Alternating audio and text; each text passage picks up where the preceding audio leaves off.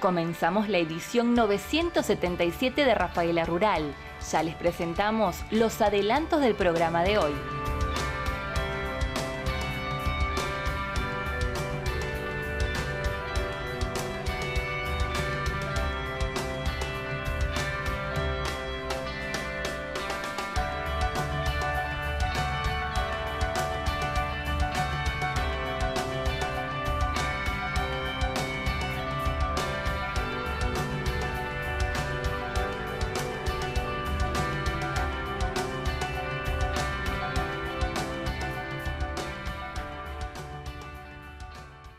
El correcto manejo y nutrición de la vaca de tambo en transición es el tema que desarrolla el ingeniero agrónomo Emilio Ochoa de la cooperativa Guillermo Lehmann. La verdad que estamos muy contentos de compartir este momento con los productores de acá de la zona, tocando un tema muy importante, más que todo en esta época, que es lo que es el manejo de la vaca de transición y preparto. Así que bueno, la verdad que es un gusto y estamos muy contentos de tener esta posibilidad, ¿no es cierto? Siempre acompañando a los productores. Un poco lo que traemos hoy es una propuesta a los productores, un acompañamiento, poder ofrecerles desde la cooperativa Lehmann el servicio y bueno, un paquete de herramientas como para poder eficientizar este periodo tan importante. Bueno, esto consiste en, nosotros, la cooperativa Guillermo Lehmann tiene un equipo de 8 técnicos comerciales, entre agrónomos y veterinarios, que estamos a disposición de los productores para trabajar en conjunto, utilizando herramientas como por ejemplo análisis de silo. Tenemos acuerdo con un laboratorio internacional que está ubicado en Santa Fe, otro que está ubicado en Esperanza, que esto nos permite por ahí tener información y a través de esta información poder trabajar en diagnósticos de las dietas de los productores, hacer un acompañamiento, corregirlas a través, bueno, obviamente de los parámetros nutricionales que salen en los análisis de los silos, también la posibilidad de hacer análisis de agua. Todos estos análisis están a disposición de los productores. Solamente con trabajar con la cooperativa Guillermo Lehmann en el área de nutrición animal tienen acceso a estos análisis de forma gratuita. Un poco nosotros lo que proponemos es el trabajo comienza yendo al campo, analizando la dieta, haciendo los análisis y luego un diagnóstico en base a los nutrientes que tienen estos ingredientes y poder de esta manera, si vemos algún problema, alguna patología, poder corregirlo a través de obviamente, la incorporación de algún producto de la cooperativa que, bueno, dicho sea paso, ya que toco este tema, hoy estamos teniendo la línea de concentrados proteicos, de alimentos balanceados, completos y por supuesto la línea de premezclas minerales. Esto obviamente avalado por 3 fábricas, tenemos 2 fábricas de alimento balanceado y una de premezcla, así que bueno, la verdad que tenemos un equipo muy completo como para poder darle seguridad al productor y bueno, trabajar en conjunto con ellos. ¿Todos estos servicios y estos productos son para el asociado de la cooperativa o también el no asociado puede disponer? No, por supuesto que sí, por supuesto que el no asociado puede disponer de estos productos, sencillamente debe contactarse con nosotros, nosotros solemos visitar, acá la cooperativa tiene una zona de influencia muy grande, aquel que no esté trabajando todavía con nosotros también lo invitamos a formar parte de este equipo y si tiene algún inconveniente, en este caso en el preparto particular, encantado de ayudarlos y de poder en conjunto trabajar y bueno, tener el mejor pico de lactancia posible.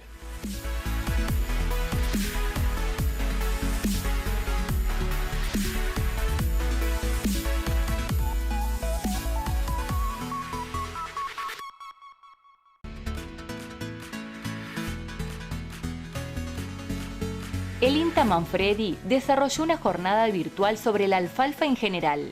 En aquel momento, el ingeniero agrónomo Gastón Urrez Zabalía consideró las mejoras en los procesos de enificación. Vamos a hablar concretamente acá, para no quitar más tiempo, solo de la mejora del proceso de enificación, que es el corte, el rastrillado y la confección de rollos de media fardo. Y en eso solamente quiero puntualizar algunos aspectos. Lo primero, en este proceso, como en los otros procesos que recién mencionamos, tenemos que generarnos un mapa del proceso.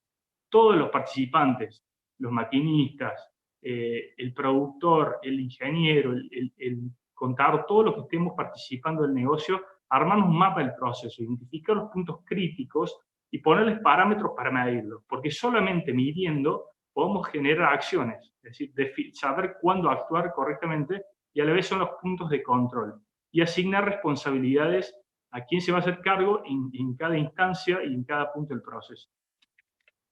Fíjense de este proceso puntual que es el proceso de nidificación, cuáles son las principales razones que hoy detectamos de pérdida de calidad. Primero, que se nos pasa la alfalfa. No estamos llegando a tiempo y perdemos calidad. Luego, que no se hace un manejo agronómico que realmente controla las malezas, insectos y demás. Otro aspecto fundamental, que no podemos manejarlo solo con un manejo agronómico, sino es la situación de estar en una zona húmeda o subhúmeda. Y eso lleva a que haya una frecuencia de lluvia que nos cae sobre la andana y se malogra realmente la calidad de la misma. El uso de hélices. Esta máquina no sirve para hacer heno de calidad. Hay que utilizar segadoras. El rastrillo, que es muy útil, pero es responsable del 30% de las pérdidas, y el almacenaje fuera de cobertura. Fíjense entonces lo mismo, mencionaba acá, el punto clave para realizar un heno de calidad es apuntar a botón floral. Si yo voy a apuntar a 10% de floración, seguramente cuando quiera ver un pronóstico de tiempo que durante los 5 días seguidos no me dé ninguna lluvia, ni probabilidad de un 40% de lluvia, es muy difícil en una zona como esta. Entonces, anticiparse en esa ventana y empezar con el pronóstico de corto plazo. Y como otro punto, el otro punto esencial del corte, decíamos cortar con segadora. Fíjense que ganamos hasta 557 kilos de proteína bruta por hectárea si cortamos con segadora que con hélice, comparado con hélice, porque logramos un corte neto, que es la fotito que está ahí arriba. En segundo lugar, no tenemos tanto repicado y al deshidratarse más rápido el material, se logra mejor calidad que llega a la boca de la misma. Fíjense lo que pasa con la hélice, fíjense lo que pasa con la segadora. El rastrillo, el 30% de las pérdidas es responsable del rastrillo. ¿Y qué es acá clave? Medir humedad. Medir humedad es fundamental. Y lo mismo al momento de confeccionar el heno. Si nosotros no cambiamos los hábitos y no medimos, vamos a tener lo que estamos viendo ahí, queda tirado en esa máquina justamente probada y evaluada. Es toda hoja, Fíjense cómo se disparan de izquierda a derecha del 19% de humedad a 13% de humedad de la andana, cómo se disparan las pérdidas cuando se seca mucho la andana. Entonces, en este momento es cuidarse de no pasarse de seco. Fíjense que en un rollo se pueden perder hasta 4 kilos de proteína bruta que queda tirada si nosotros no cuidamos esta característica. Y finalmente, aparte de lograr esta alta calidad, hacer ese mejor proceso, la única forma de tener medición objetiva de la calidad es respetar un protocolo. El INTA ya propuso un protocolo de muestreo, que ahora no lo voy a desarrollar, pero que está fácilmente accesible en la web de INTA, que trata de estar siempre actualizada. Lo importante sí es tener un muestreador para lograr un heno de calidad y que ese muestreo vaya a un laboratorio, o a una química húmeda o un NILS, se pueda medir objetivamente la calidad. Entonces, finalmente, para redondear, porque el tiempo quizás me haya pasado ya en algo de tiempo, la oportunidad del mercado está y va a estar, porque hay una demanda mundial que es sostenida no solo de henos, sino que va siendo apalancada por el incremento de la demanda de leche y carne en el mundo que no para. Ahora, ¿cómo aprovechamos eso? Sin dudas tenemos desafíos puntuales. La cantidad de material cosechado por hectárea. No podemos dejar de perder superficie de alfalfa si esa superficie no es realmente aprovechable. Es decir, yo no puedo tener una hectárea de alfalfa si no estoy cosechando 2.700 kilos de proteína bruta por hectárea o más. Si no, al lado me va a competir un silaje o un cultivo agrícola. La calidad de eso es fundamental. La calidad, sin duda, hablamos para el mercado externo, para poder entrar en el mercado externo, necesitamos calidad. Y si queremos en el mercado interno subir los precios y conseguir unos mejores clientes que nos paguen mejor, también calidad. La densidad, porque el 60% de los costos se van en fletes y que esté seco. Necesitamos que ese heno que va al mercado externo, por ejemplo, no supere el 14%. El foco en los puntos críticos de cada proceso. El proceso de nidificación ya vimos cuáles son. Pero en cada proceso hay puntos claves a atender, a medir y a mejorar. Y si ponemos el foco en eso, vamos a lograr un buen resultado. Y finalmente, la necesidad de cooperación. Es fundamental. Nosotros cuando armábamos esta capacitación, con los otros disertantes decíamos, ¿cómo encaramos? ¿Qué título le ponemos? Y queríamos ponerle el título de ganar-ganar. La importancia de las relaciones ganar-ganar. Es fundamental la cooperación para lograr precios, para lograr volumen necesario para exportar, para comprar entre todos insumos más económicos, para lograr políticas de Estado. La cooperación es fundamental. Es muy importante entender que yo, al relacionarme con otros, pierdo menos en esa competencia, lo que me pueda copiar, que lo que puedo ganar. ¿Sí? Entonces, ese es el mensaje de lo que nos parece clave, por lo menos a mí me parece clave, del negocio de la unificación, dónde estamos parados y cuál es la luz hacia dónde deberíamos apuntar para lograr una mejora.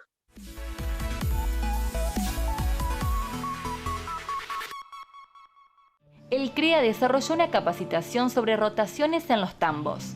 El ingeniero agrónomo Gonzalo Verón Garay, investigador del CONICET y docente de la Universidad Nacional del Litoral, se refiere al tema. En los últimos años, y hay zonas particularmente que cambió en los últimos 20 años enormemente. Por ejemplo, zona oeste arenoso, zona centro, han cambiado mucho las rotaciones, digamos, más hacia el oeste, si se quiere, y otras zonas que no han cambiado tanto en los últimos 20 años. Pero si uno mira un poco más para atrás, han cambiado mucho. Eso que yo decía, aumentaron 15 veces casi la proporción de uso en la dieta de maíz de silo, pero no aumentaron 15 veces los rendimientos. O sea, eso fue a fuerza de cambio en las rotaciones. ¿Y por qué me voy tan atrás en el tiempo? Porque los cambios en el suelo son muy lentos, ¿no? Ya lo vamos a ver más adelante, pero los cambios en el suelo son lentos. Entonces uno tiene que mirar series históricas para evaluar el efecto que puede llegar a tener un cambio en la rotación en el suelo. No lo vamos a estar viendo en 4 o 5 años, sino mucho más a largo plazo. Entonces, si estamos pensando en negocios a largo plazo, como es el tambo, debemos mirar bastante para atrás para ver cómo estamos hoy y cómo vamos hacia adelante. Sí, una cosa importante, en general hay pocos datos de producción de pasturas, también hay más datos es más preciso el dato de silo que el de pastura. Hay un buen trabajo que están haciendo la zona este y zona oeste de empezar a medir el pasto. Zona oeste ya lleva mucho más tiempo haciéndolo. Entonces empezar a medir el pasto es la clave para empezar a gestionarlo, ¿no? Así que eso es también un mensaje que quería dejarles. Y hay regiones que ya están liderando ese proceso, así que es interesante mencionarlo.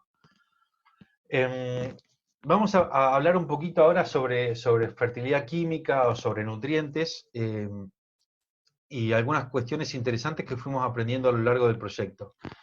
¿Y por qué hablamos de nutrientes en rotaciones? Fíjense, esta tabla, que ya la he ido mostrando, pero es la necesidad de nutrientes de un silo de maíz y de una alfalfa por tonelada de materia seca producida y por los rendimientos promedios que nos salían de esas encuestas. 12 toneladas de materia seca un silo de maíz, 11 toneladas una alfalfa. Y la última columna nos dice cuánto más consume la alfalfa respecto al maíz de cada nutriente. Entonces, a grosso modo vemos que de estos micronutrientes el maíz consume más, por eso digamos, la relación es negativa, digamos, y la alfalfa sobre el maíz consume mucho más, por ejemplo, calcio. Consume casi lo mismo de nitrógeno, un poco menos de fósforo, pero obviamente tenemos la fijación biológica. Consume 3 veces más calcio, consume un poco más de boro, bueno, y lo que veíamos micronutrientes. Pero ¿qué pasa si nosotros queremos pasar a otro nivel de producción? Por ejemplo, 20 toneladas de materia seca.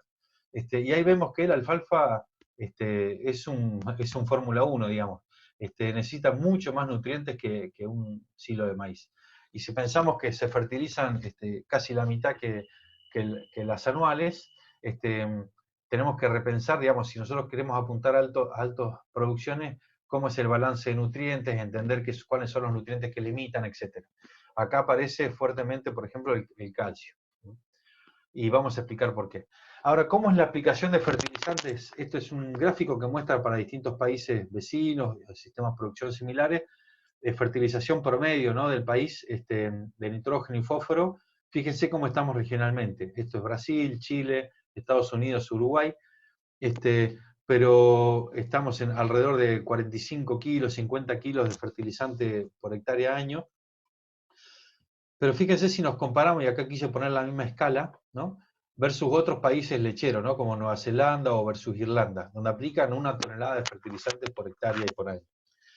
estamos lejos de una aplicación de fertilizante. No digo que el resto de los países está haciendo las cosas bien, sino simplemente me estoy comparando en la aplicación de fertilizante. Ahora, en pasturas, esto es a nivel local, datos de fertilizar. En pasturas, si yo más o menos divido por la superficie que hay de pasturas cultivadas, me da unos 62 kilos por hectárea y por año de aplicación de fertilizantes en pasturas.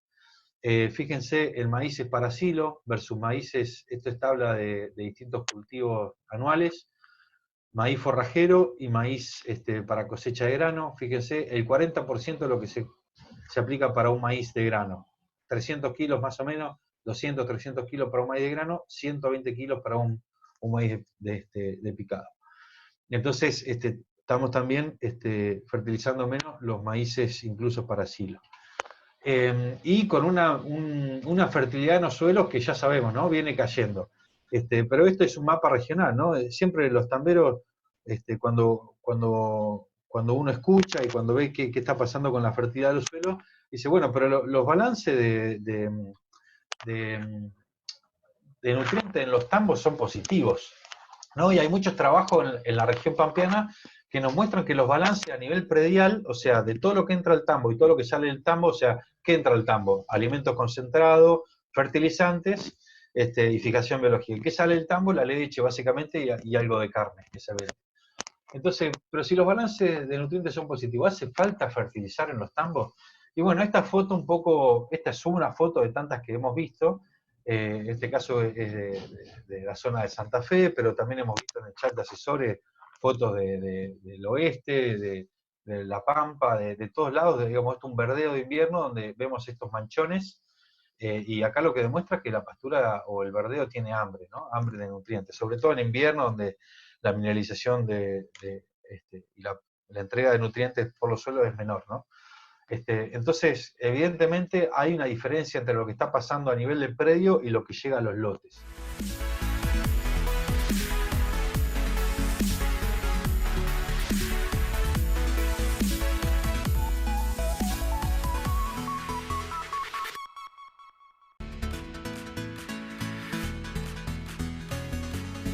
En este último bloque, el ingeniero Berongaray del CONICET continúa desarrollando el tema vinculado a las rotaciones en los tambos.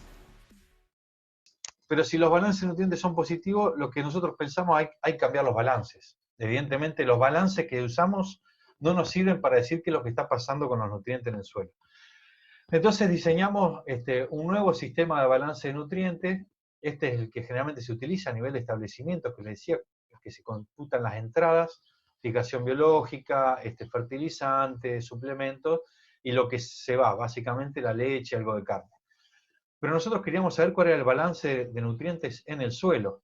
Y ahí es interesante empezar a entender cuál es la dinámica del animal. Entonces, saber que en el tambo, al revés que en la agricultura, donde la agricultura no puede hacer un balance de nutrientes lote por lote, en el establecimiento o en los tambos uno tiene la dinámica del animal. El animal se mueve a distintos lotes, el animal consume o deja de consumir concentrados. Entonces, entender la dinámica del animal es fundamental para entender cuál es la dinámica de nutrientes dentro del tambo. Entonces, este es un esquema de un modelo de simulación que generamos para estimar la dinámica de nutrientes en los tambos, pero además, y lo hicimos para varios nutrientes. En general los balances se hacen para nitrógeno y fósforo, pero nosotros veíamos que si queríamos trabajar con rotaciones de cultivo y queríamos ver el efecto de pasturas y maíz de silo, etc., debíamos incorporar micronutrientes, veíamos el efecto del maíz de silo, o las bases, por ejemplo, calcio, ¿no? Importantísimo para el tambo. Entonces incluimos 9 nutrientes en nuestros análisis. Pero además de ese modelito de simulación que armamos, también salimos a muestrear 17 tambos distribuidos en 3 cuencas principales, ¿no? La zona centro del país, Santa Fe Centro básicamente, todo lo que es el oeste y la zona este o de Abasto. Entonces se muestrearon 17 tambos, se tomaron 220 muestras, distintas situaciones, distintos lugares del tambo, ya vamos a mostrar, a distintas profundidades, y se mandaron todas a un mismo laboratorio, que fue el laboratorio de suelo fértil de acá. de alguna manera para comparar los resultados de las simulaciones, perdón, con lo que nos daban los suelos. Entonces voy a mostrarles ahora los resultados de los análisis de suelo y después vamos a ver las simulaciones, a ver qué nos dan.